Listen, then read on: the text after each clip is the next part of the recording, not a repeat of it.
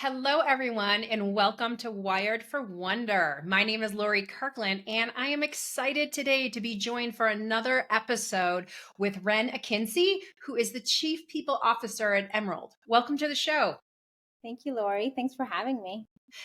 And just to get started, let's maybe give the audience just a quick background on kind of who you are and what you're most passionate about in the workplace today. I'm the Chief People Officer at Emerald, which is a B2B events and marketing company. We are based out of New York City with global footprint, including UK, Spain, France, and all over the US. What I'm most passionate about, besides AI, of course, is removing college degree requirements for jobs. So that's what I talk about often. I host a podcast called Great Minds, People, and Culture, which is through Advertising Week, and we talk about that there often. So that's one thing I'm super passionate about. Oh, I love that. I love that. And that actually touches on something which, our goal for Wired for Wonder is to be talking to forward thinking leaders, right? Leaders who have been in the industry, people who are thinking about what all the changes in the workplace that are happening and are going to continue to happen. We really kind of want to have those conversations and looking at that really basic kind of check the box of requiring degrees has been on every resume and letter for many companies for decades. What is it about it that you think is different now than before, and why it is so valuable to get rid of that? I never thought it was a requirement, that it should be a requirement. I personally, growing up, did not feel like I achieved my potential because I was not able to go to law school for financial reasons. So that was always in the back of my head. But I've been told, even by our family lawyers, that I would have made a good lawyer, which I would say, do you want to pay for my law school degree? So when I joined at Emerald, my CEO, Hervé Seki, had the same idea. And we actually partnered with a foundation nonprofit called 110. And their mission is to have 1 million jobs in 10 years for any talent without a college degree, self-sustaining, well-paid jobs. So it was, kismet that I was around people who had the same values and thought process around this as I did. And we immediately removed jobs. About 75 to 80% of our job postings at Emerald, ranging from individual contributor to VP levels, do not require a college degree. So of course, for our general counsel, we still require it, but for any other roles that do not require it, we do not require one on our job description. All right. So, how have then the people that you've been able to hire since then? How have they? I mean, have you seen a difference in people, or have you just seen, what has been the kind of the benefits of for the organization doing that? So because we did not want to make this comms effort or anything we want to track, we don't want to make people other by tracking whether or not they had a college degree. We Hmm. haven't been tracking whether or not people have a college degree when they join. What I'm hoping it does is, one, it's their story to tell, obviously, and not really mine, the success of it. What I'm hoping it does is that it allows a family to have a self-sustaining job and a career path that they traditionally would not have had, and in turn they're able to do for their parents, their children, for themselves, etc., that they were not able to do because they did not have this well-paying job due to not being able to afford or prefer not to go to college. So, I'm going to go from a different angle of I just had a daughter who graduated high school 2 weeks ago. So, I am looking at colleges, looking at, watching her look at her future for the last year, watching her friends. And it's kind of funny because if you look at the cost of university, especially like here in the States, like it's ridiculous. And if you are a kid, which many people are between 18 and 25, right, who don't know what they want to do, which if you do, you're probably the minuscule event, right? It's not even a smart play to go to school and become in debt. So I actually love that you guys are doing this because it's something that, hey, we wanted to privatize and we in the US anyways, we've really pushed up the amount of colleges that are here. Everyone has been selling and increasing the tuition year by year. And now we're at the point of like, it doesn't actually make a lot of economic sense unless you know exactly what you want to do to go and explore the way that I look at what I did in college, right? Which was kind of a lot of playing and getting my degree somehow. Well, I loved college because it was fun and because I really love learning. So I think unless you really want to go to school because you want to learn, not because you feel like you have to go to be able to get a job, I think that's the difference. I think if education is something you want to pursue and you have the means to, or you want to take on the debt, I think it's priceless and invaluable. But if you're doing it just because you feel stuck and you don't feel like you're going to be able to get a job or have the chance to grow a career path in a corporate environment, then I agree with you. Then it's definitely something to evaluate. I mean, HR didn't even exist as a degree when I was in college, right? What didn't HR? HR Oh, was not a college path. So I majored in English, minored in accounting, became an accountant out of college, hated it, made a transition into HR. Um, but again, I love school. I would go back in a heartbeat if someone paid for it. So for me, it was worth it because of that experience. yeah. Well, that's what I mean and it's also, I love what you just said is that you went to school, you got something and you still switched your career path. I am also the same. There's very few people who knew what they wanted to do at 18. So to anyone who's out there listening, still forging your path, do not think that you have to have it all figured out in your 20s. That's what your 20s are for, right? It's just like Well, exploring 20s, 30s, 30s. 40s, Yeah. 50s, it doesn't matter, you Doesn't know? You matter. can always make a change. And that's funny because that brings up something that I'm really seeing with AI. So, my company, DeepHumanX, we work a lot with leaders, executive teams on not only learning how to use AI, but like how do you actually implement it within the teams. And one of the biggest struggles that we see leaders have is very similar to what you're talking about. Is I can see you have a clear curiosity and a clear desire to learn more. But in the workplace, the last 10 or 20 years, it's been really more around standardization and what has been done and actually shutting off curiosity. So that's an actual skill set that I'm seeing a lot of leaders and team members have to work on. What do you think when I say that about curiosity being a skill of the future? How does that land for you? I think it's an intuitive skill though, right? Like I can't teach you to be a curious person. I can ask you to be self-taught, learn along the way, use the resources, use the tools. But at the end of the day, if you're not a naturally curious person, then I can't force you into it. There are Mm, certain things like AI, whether or not you're curious about it, you're going to have to learn yeah. because it's not going anywhere and it's not a trend, it's actually a transformation. You know, just like we feared the internet or email replacing our jobs, this is just another moment where technology is actually challenging us to evolve. So for that, whether you're curious about it or not, I feel like you need to start learning about how to use it, even if you're not, sold on it yet. Well, and the interesting thing is that actually every human is curious. The ability to be curious is actually from like, so we talk a lot about the human operating system, about how you and I, we all have patterns that we run that are are present and they're what help us survive through the day. For instance, like, right, one of the patterns would be like, you're breathing, your body's breathing and my body's breathing, and they're very similar even though the content is totally different. Your body is different than mine. And in the same way in leadership, we see that as well. And one of the biggest things of the human operating system for humans is adaptability. So actually, as humans, we are wired for curiosity, right? Wired for wonder, the name of the podcast, right? Where it really is we have it in us. The humans, the biggest trait we have is that we're adaptive, right?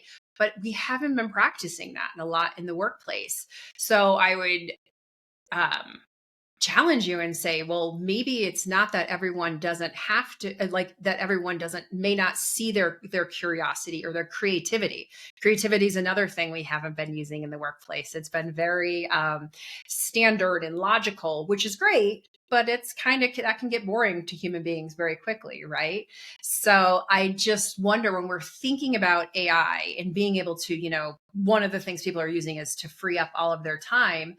Um, could you see how having more time to actually get curious could actually help individuals practice that curiosity muscle that they may not have been practicing a lot in the workplace? Yeah, absolutely. I mean, if AI is replacing some of the tasks that are sucking out your creativity and not encouraging you to stay curious because you're too busy doing the task at hand, then absolutely, it is a tool. I think I'm not afraid of AI replacing jobs. I think what it's going to do is it's going to force hiring managers into thinking about, what parts of this job description could actually be replaced by AI, and then follow up with an even more interesting and more exciting question.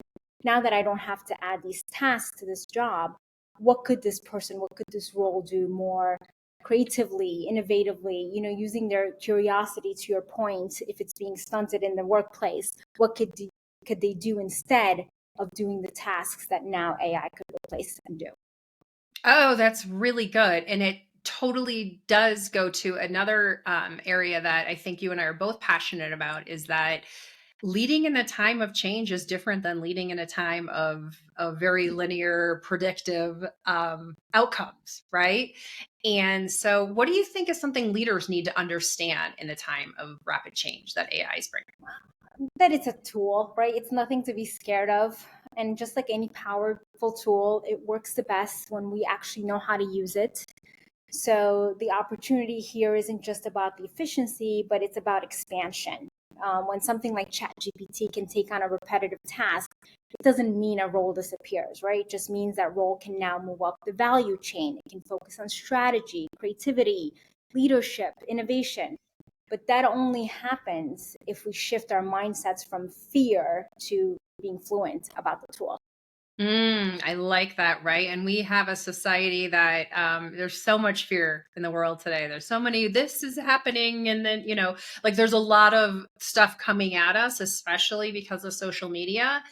Um, but I really do see AI as potentially being like, you know what? Let's automate some of the painful tasks that we have so we can actually start spending our time on stuff that brings us joy. And when we do that, we will shift our attention from kind of all the negative fear-based thinking into what is possible, which is a total different mindset shift, but could also bring a lot of just ease to the workplace, just ease to your life overall. I know as an avid user, what's one use case that you're so happy that you've been able to incorporate using AI So I into your love workday? using it for building out systems and frameworks. For example, Mm. we started rethinking our performance review process. We're shifting from annual reviews to quarterly check-ins just to make it more fluid and more utilized. And we had an idea of what we needed, but I encourage my team, and I myself included, use AI research as a sounding board to kind of pressure test the structure. What kind of questions drive better conversations? How should managers prepare? What does best in class look like across industries? It's not about outsourcing the thinking per se. It's about using it for strategic design, for research. I mean, AI helps me rapidly access research, right? Like it's researching models, Yes. it's researching best practices. And this in turn allows me to move faster with things that I haven't planned, and not only build smarter, more data focused things, but also be able to scale because I have this tool now who's helping me do the research, the background, looking at the McKinsey's, looking at the, Harvard Business Reviews on what works the best. So it's replacing that work of having to research and move at a slower pace. Right, and I love that you brought that up because so many people are like, well, it's going to be cheating if you use AI. And like, let's just be clear. If you're thinking that, you probably haven't used a chatbot very often. So our first encouragement would be is use a chatbot, because you can see very clearly if you take the first answer that a chatbot gives you, like ChatGPT, Llama, Claude, any of those, It's really obvious because it's drowned down. It's not your voice, it's not your tone. But after playing with it for a little bit, what I found and what it sounds like you were just sharing, Ren, is that, hey, we can actually get into our own deep thinking, because with the AI tool, like I nerd out over neuroscience and thinking about thinking and what do leaders need to do and shift. And I find that when I'm playing with a chat bot, which I go like this, but then I also just talk to it through my microphone, I find that I don't have to set the same type of context. Like if I was talking to just you about a problem, I might have to give you all this different context. Whereas with AI, I can go in deep. And so it allows me to like then take my thinking, because I can look at the McKinseys and Gartners and Harvard Business Reviews. I can have that instantaneously, and I can tie it into and see a connection to something I might have been thinking about or something I feel. And so I agree with you that it is a tool, and it can really, really take your thinking deeper. Absolutely. And you could even use it to like sharpen your internal comms, right? Like when my team and I are introducing a new system or rolling out a policy, we use it to help us refine what we've already written. So we're not asking it to write it for us, right? We're essentially using it as like a really smart intern. Yeah. You just have the draft and you're asking it to make it clearer, more intentional, more empathetic, whatever voice you want to use. And then you want it to answer the why, the how, and the when. So it actually allows you to communicate better when you're not making it do the work. I don't think you should ever go to AI and have it do all of your work. I think you have to continue with your critical thinking, to your point, to your curiosity, which you said we're inherently born with, and need to just practice more, apparently, to stay curious. So I think the best way to use it is really to use it as an assistant versus the person doing the job. Yeah, and it can be your design assistant, your research assistant. I'm a single mom, and I'll tell you, I use it as my cooking assistant because I hate thinking of what to cook at the end of the day, right? Like I'm like, give me a gluten-free recipe. This is what I have, and it's 100%. I'm like, like I have this, and this at home, and I hate food waste. So I want to use everything. Give me a recipe that only uses these things. That's only 20 minutes. It's incredible. if you haven't just snapped a picture yet, open up your fridge at night, snap a picture, and say, give me I three haven't done recipes. that yet. You're so Yes. right. That's a mom tip for you, but it definitely helps. But it's also really something that same type of thing is whatever causes you pain at work, like start there. Like start, and even if it's just starting with getting on a chat bot and or using something to say, when I encounter this situation and this person is doing this and that, and you don't have to use their names but AI doesn't care about your emotions. You can say, what might they be thinking that I'm missing if I'm feeling this and this? You have that opportunity to ease whatever pain you're having really quickly. And it helps you expand what your possibility is. So I 100%. love that you're thinking that.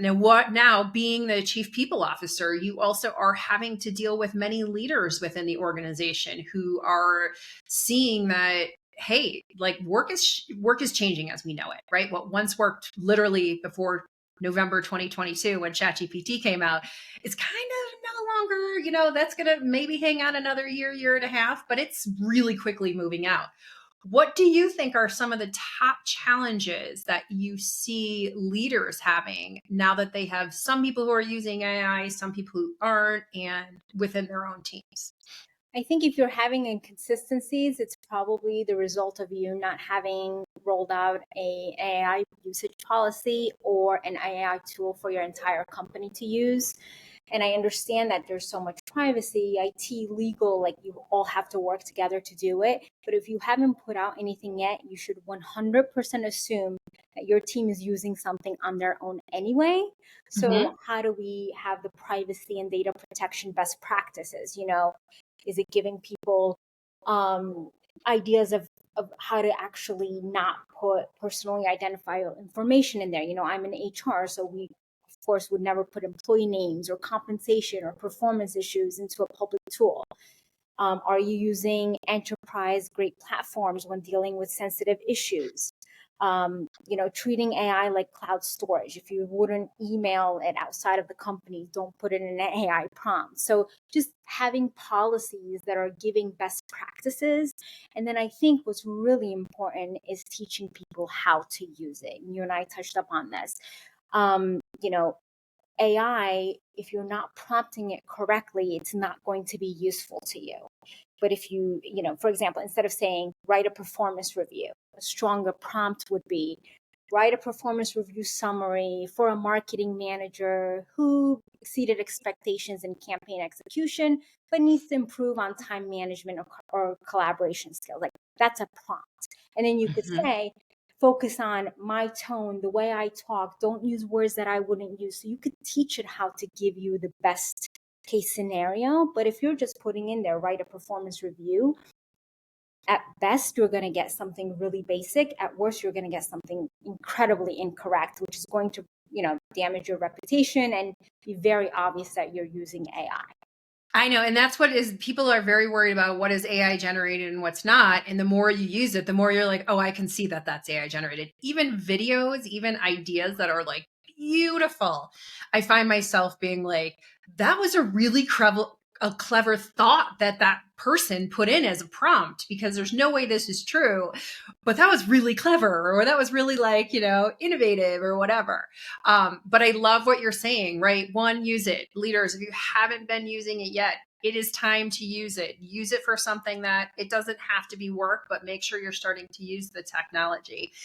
And then also, right, as we're moving towards the future, it's the speed of which the transformation's happening is unlike anything I've seen in my lifetime, and kind of impressively cool, right? Like, and overwhelming, right? And overwhelming, absolutely. I'm a very naturally curious person. I feel like I have to know everything about everything, which something like AI can get overwhelming, right? Like I follow newsletters. There's a gentleman by the name of Shelley Palmer, whose newsletter I always use.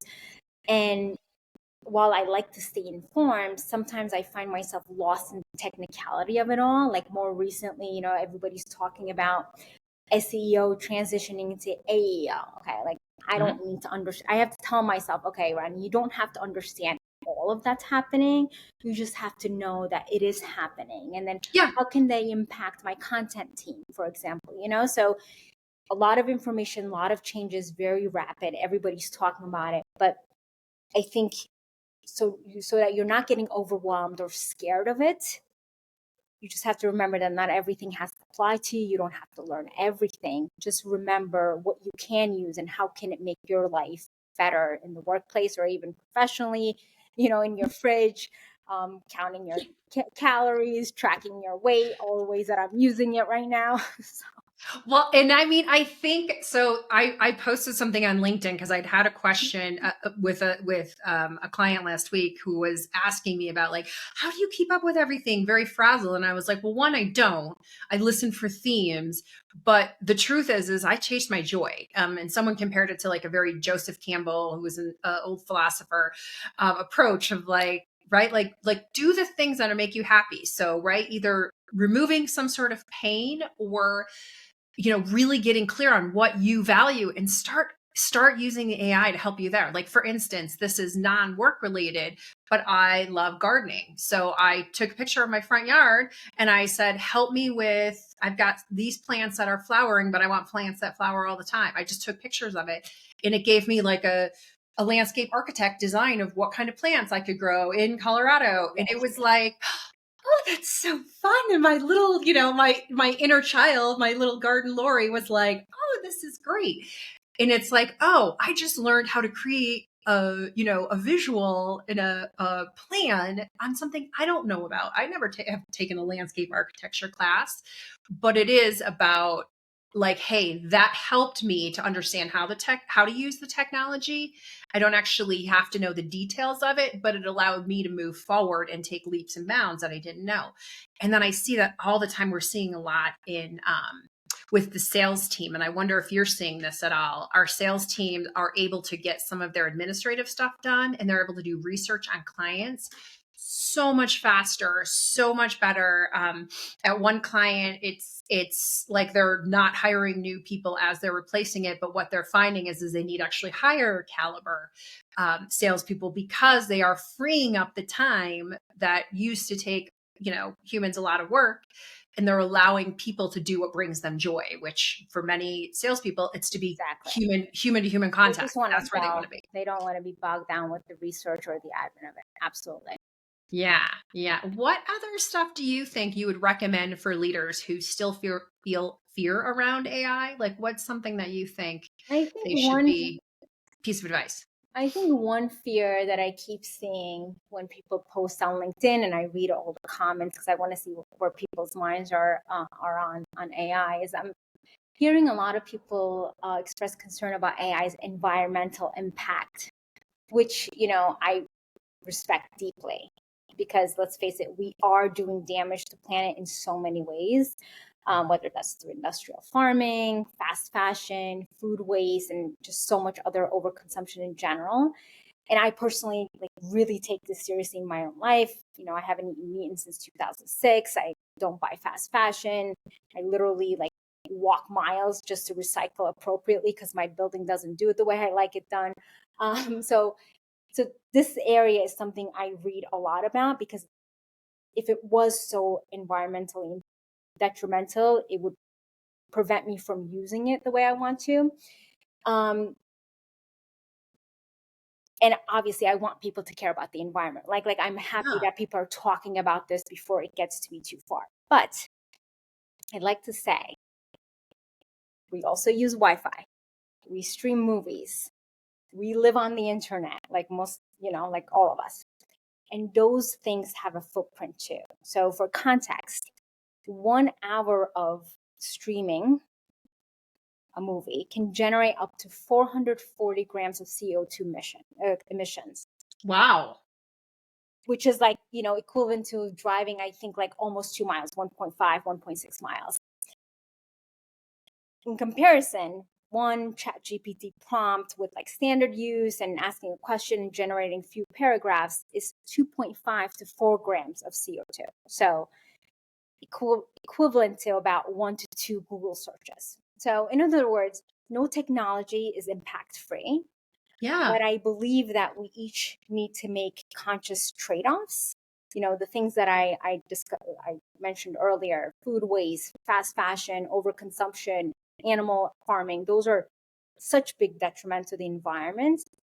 And while I care and appreciate people caring about this being an environmental thing, if that's the only thing preventing you, then let's talk about what other trade-offs you can do so that you're not left behind.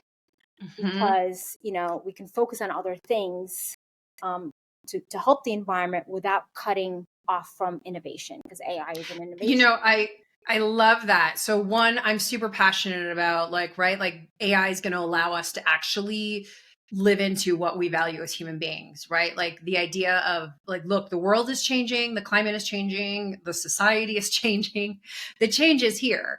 And with AI, one thing about the speed is literally every quarter, the amount of technology and computing power that's being reduced is astronomical compared to anything we've seen. So the environmental waste, literally quarter by quarter by quarter, is even getting smaller than the example you shared, right? The next time, then 3 months from now, it'll be like one Google search, not two Google searches.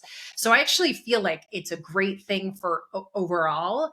And I love your passion about it, right? Like that's the stuff that makes life worth living, right? It makes us all light up and be like, hey, whatever my personal purpose is, or I have a passion around, right? Like you clearly do around the impact you're making, right? Like that's what lights you up. And that's what AI, with the free time we're going to get, that's where companies and businesses have this cool opportunity to be like, what do we value as an organization? And how are we going to think bigger? Because 50% of the work that we have right now can probably be automated. So are we just going to say, yes, let those people go? Some companies will, but a majority of companies are going to be like, wait a minute.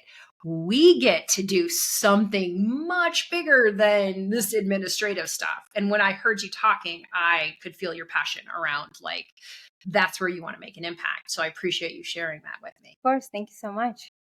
Okay, so the last question for you is actually, I have two questions. I lied. So at DeepHumanX, we talk about the X being what's the undefined area of your leadership journey? Like what's the X that really drives you in your decision making? Fairness. I really Fair. care about being fair. Okay.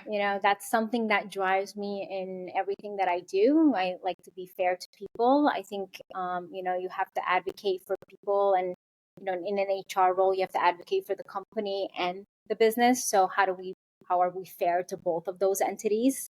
And obviously in my personal life, I like to be fair to planet Earth and all the animals and everything around us. So fairness is a big value driver for me, both professionally and in my personal life.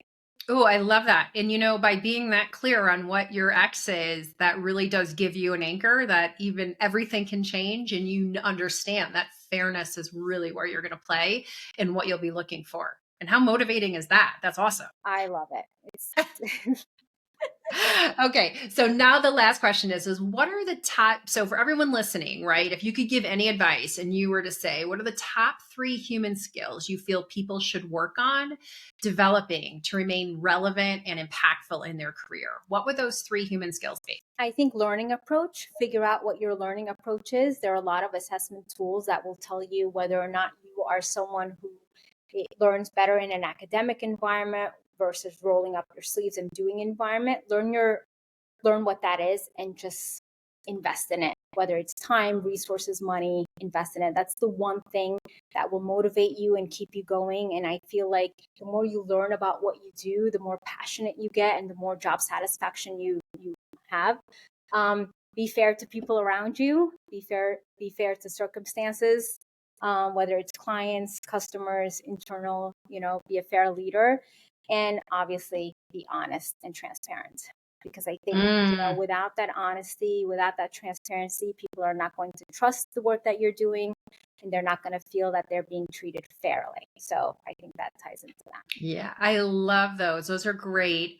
For everyone listening, Ren, if they want to connect with you or see what you're up to, where should we send them? I am on LinkedIn, Ren Akinci, RenAkinci, and I'm looking forward to meeting you all.